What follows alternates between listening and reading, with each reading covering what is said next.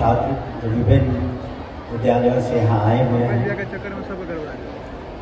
शिक्षा विभाग के अन्य पदाधिकारीगण, कर्मीगण, प्रिंट एवं इलेक्ट्रॉनिक मीडिया के प्रतिनिधिगण, आप सभी को हमारा नमस्कार। और सबसे पहले हम अपना श्रद्धा सुमन अर्पित करते हैं भारत रत्न डॉक्टर और पूर्व राष्ट्रपति सर्वपल्ली राधाकृष्णन जी के चरणों में। आज उनका जन्मदिन भी है, हम लोगों ने पुरस्कृत किया है, उन्हें बधाई देते हैं और उम्मीद करते हैं कि आने वाले समय में वो और मेहनत और लगन से शिक्षा विभाग में गुणवत्ता शिक्षा प्रदान करने की तरफ अग्रसर होंगे।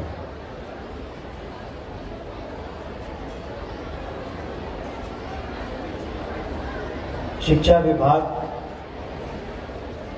और शिक्षक, छात्र छात्राएं, समाज एक गहरा संबंध है, लेकिन हमें याद रखना चाहिए कि हमारे पहले शिक्षक हमारे माता पिता होते हैं, जो हमें जीने का सलीका सिखाते हैं। वो हमारे माता पिता ही हैं जो हमें उंगली पकड़कर, हाथ पकड़कर पहले दिन से हमें जीवन के पथ पर कैसे चलना है बताते हैं। फिर जब क्लासरूम में, कक्षाओं में जब छात्र छात्राएं जाते हैं तो शिक्षक का काम शुरू होता है। और शिक्षक का काम सिर्फ ज्ञान देना नहीं है, उन्हें मूल्य आधारित शिक्षा भी देनी है। समाज को में जितनी चुनौतियां आगे चल करके हैं, उन्हें कैसे उनका सामना करना है, ज्ञान तो देना ही है। लेकिन मैं समझता हूँ कि सबसे बड़ा जो उनका कर्तव्य है कि हर छात्र छात्राओं को एक अच्छा इंसान कैसे बनाए। और इस माने में शिक्षकों का जो कर्तव्य है बहुत ही महत्वपूर्ण हो जाता है। इस संबंध में छोटी छोटी 2-3 वाक्यों का हम जिक्र करना चाहेंगे। शिक्षा का क्या महत्व है। एक जापान जैसे छोटे देश में एक टापू आइलैंड जिसे कहते हैं, वहाँ कुछ छात्र पढ़ते थे यूनिवर्सिटी में, और वहाँ से एक ट्रेन चलती थी यूनिवर्सिटी के लिए। लेकिन जब सभी छात्र छात्राएं पढ़ चुके तो एक छात्रा रह गई जिसने ग्रेजुएशन नहीं किया था। तो उस छात्रा ने उस ट्रेन की कंपनी को एक पत्र लिखा कि वो अशिक्षित रह जाएगी, ग्रेजुएशन पूरा नहीं कर पाएगी। और करीब करीब 2 साल तक उस ट्रेन कंपनी ने, लोकोमोटिव कंपनी ने, उसके लिए एक छात्रा के लिए उस ट्रेन को चलाया। ये है शिक्षा का महत्व। दूसरा वाक्य हम बताना चाहेंगे कि गुरु शिष्य की जो परंपरा है कितनी महत्वपूर्ण होती है। और शास्त्रों में भी कहा गया है, सबसे धनी कौन है? वो खुद गाड़ी चला करके 30 से 40 किलोमीटर 4 छात्रों को पढ़ाने आते थे। खुद गाड़ी चला के 30-40 किलोमीटर सप्ताह में कुछ दिनों तक आते थे। और बाद में उन छात्रों में से 2 छात्र को नोबेल प्राइज मिला। ये है गुरु शिष्य का जो आपस का संबंध।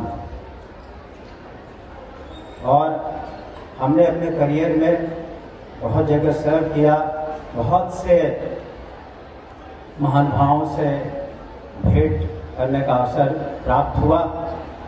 लेकिन एक महानुभाव ऐसे थे जिनका जो आचरण है और व्यक्तित्व देख करके मैं बहुत प्रभावित हुआ। मैं उस वक्त सीनियर एसपी पटना हुआ करता था और राजभवन में 90 के दशक की बात है, 90 से कुछ, कि महामहिम APJ कलाम आए हुए थे और मैं विधि व्यवस्था के दृष्टिकोण से रात में सब व्यवस्था देख रहा था। करीब 9:30-10 का वक्त था और मैं क्या देखता हूँ कि APJ कलाम साहब महामहिम आ गए हैं नीचे और उन्होंने मुझसे चंद सवाल किए। पहला सवाल उन्होंने किया कि आप बताएं कि कल जो हमारा टॉप है उसमें कितनी छात्राएं आ रही हैं, कितने छात्र आ रहे हैं, कितने गवर्नमेंट स्कूल के हैं, कितने प्राइवेट स्कूल के हैं, आपने उनके रिफ्रेशमेंट्स के खाने की क्या व्यवस्था कराई है, डॉक्टरों की क्या व्यवस्था है, आने जाने की क्या व्यवस्था है, आपने सफिशिएंट पंखे लगा रखे हैं कि नहीं। और वो खुद इसी तरह से डायस पर चले गए पोडियम पर और वहाँ से हेलो हेलो किया और मुझे अंत में खड़ा कर दिया और पूछा कि हमारी आवाज़ अंत तक जा रही है कि नहीं। तो हमने हाँ कहा कि सर बिल्कुल आवाज़ आपकी और एक्सीलेंसी आ रही है आवाज़। तो ये है एक सही मायने में एक उत्कृष्ट उदाहरण शिक्षा का, और शिक्षा से क्या कौन बनता है। जब पेड़ों में फल लग जाते हैं पेड़ छूट जाता है। और महामहिम के ओहदे पर रहकर श्री APJ कलाम का जो व्यक्तित्व था बहुत ऊंचा था और लोगों ने बहुत नाम कमाए, लेकिन उनका जो व्यक्तित्व था बहुत ही प्रभावशाली था और इतना संवेदनशील था। इसलिए मैं कह रहा हूँ कि हर शिक्षक का जो कर्तव्य होता है कितना महत्वपूर्ण होता है। इन तीनों उदाहरण से ये आपको सभी खास करके छात्र छात्राओं को, शिक्षकों को आगाह कराना चाहते हैं कि आपकी जिम्मेवारी कितनी महत्वपूर्ण है। बिहार सरकार ने माननीय मुख्यमंत्री श्री नीतीश कुमार जी के नेतृत्व में शिक्षा की तस्वीर बदली है।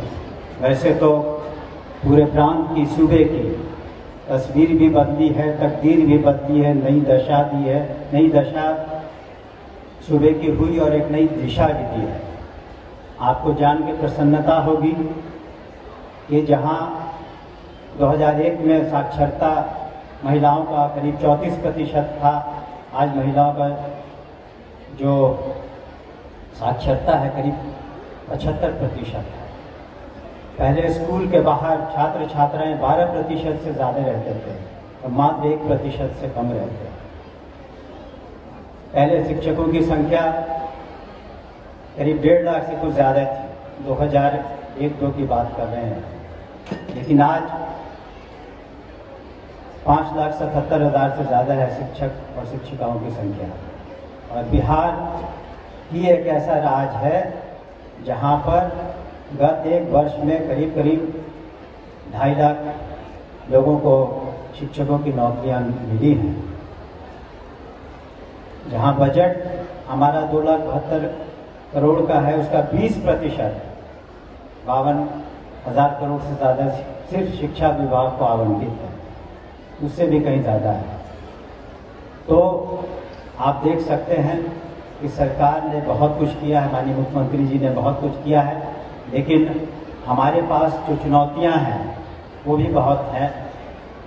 74,000 से ज़्यादा 1 से 12 तक स्कूल हैं, 1,80,00,000 से ज़्यादा छात्र छात्राएँ हैं। मिड डे मील तो कुल मिलाकर के वहाँ भी प्रोफेसर्स की नियुक्तियाँ हो रही हैं।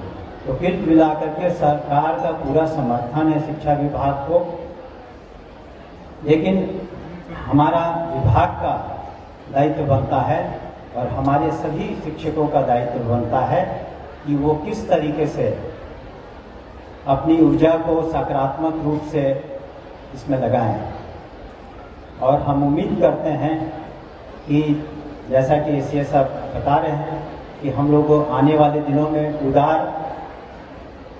जो स्थानांतरण नीति है बना रहे हैं, और साथ ही साथ विशेष करके जो दिव्यांग हैं या रोगों से ग्रसित हैं या जो महिलाएं खास करके या पुरुष विशेष समस्याएं हैं उन सभी का हम निश्चित रूप से सांत्वना की जो नीति है उसमें विशेष जगह देंगे। लेकिन हम उम्मीद करते हैं कि सभी शिक्षक ससमय अपने क्लासेस में आएं और एक अच्छे वातावरण में शिक्षा प्रदान करें, एक अच्छा नागरिक बनाने का प्रयास करें। और आज के दिन में एक बात और कहना चाहूँगा कि जिस तरह से सोशल मीडिया का बोलबाला है, टेक्नोलॉजी का इस्तेमाल करना ज़रूरी है निश्चित रूप से हर क्षेत्र में, शिक्षा के भी क्षेत्र में। लेकिन जिस तरह से सोशल मीडिया का बोलबाला है, जितने भी स्टडीज़ हैं वो कहते हैं कि हर जो मोबाइल फ़ोन स्मार्टफोन्स हैं उस पर ज़रूरत से ज़्यादा छात्र छात्राएं समय दे रहे हैं। तो शिक्षकों का भी कर्तव्य बनता है कि वो छात्र छात्राओं को शिक्षा के नज़दीक आए। वो एक बहुत बड़े सेतु हैं, क्योंकि उन्हें ही शिक्षकों को अपने तरीके से शिक्षा के प्रति अलख जगानी है। और एक बार जब अलख जग जाएगी छात्र छात्राओं में तो वह खुद ब खुद अपने राह पर चल पड़ेगा। हमें पूरी उम्मीद है कि माननीय मुख्यमंत्री नीतीश कुमार जी के नेतृत्व में हमारी सरकार पहले की तरह पूरा सहयोग करेगी शिक्षा विभाग को। और हम अपेक्षा करते हैं कि जितने स्टेक होल्डर्स हैं, चाहे वो हमारे अभिभावक हों, छात्र छात्राएं हों, शिक्षक हों, प्रधानाध्यापक हों, समाज सेवी हों, मीडिया के प्रतिनिधिगण हों, हम लोग सब मिल करके सुनिश्चित करें कि आने वाले समय में जो हमारा गौरवशाली इतिहास रहा है, जहाँ नालंदा विश्वविद्यालय जैसी यूनिवर्सिटीज़ रही हैं, विक्रमशिला यहाँ पर जैसी यूनिवर्सिटीज़ रही हैं, हम उस गौरवशाली इतिहास को पुनः उस स्तर तक पहुँचने की कोशिश करेंगे। और निश्चित रूप से 50 और 60 के दशक में शिक्षा का स्तर बहुत ही बेहतरीन था बिहार में। और हम उम्मीद करते हैं कि हम लोग सभी एक दूसरे के पूरक हैं, एक दूसरे का हाथ बटा करके हम शिक्षा की गुणवत्ता को और ऊंचा करेंगे, ताकि न सिर्फ छात्र छात्राओं का लेकिन अपने देश का, अपने सूबे का भविष्य उज्जवल हो। हम पुनः शिक्षा विभाग के एजुकेशन टीम को धन्यवाद देते हैं, इतनी बेहतरीन जो आपने तरीके से आज का आयोजन किया। और जो भी आज पुरस्कृत हुए हैं शिक्षकगण, उन्हें हम बधाई देते हैं। निश्चित रूप से आज जाकर के आप सेलिब्रेट करें। और आपने हमें अपनी बातों को यहाँ रखने का मौका दिया। हम तहे दिल से आप सभी का शुक्रिया करते हैं। आपका बहुत बहुत शुक्रिया। जय हिंद।